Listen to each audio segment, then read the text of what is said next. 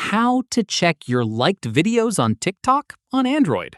This tutorial shows you how to find all the videos you've liked on TikTok in just a few taps. First, open the TikTok app on your Android device.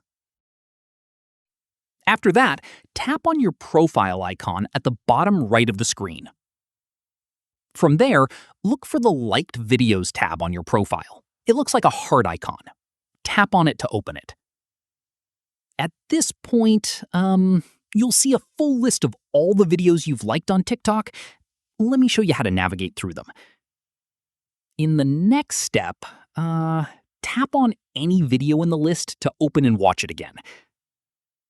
From there, scroll through the list to browse all your liked videos at your own pace. Here's an important note. Your liked videos on TikTok are linked to your account. So even if you switch devices, your liked videos will still be accessible as long as you're logged into the same account.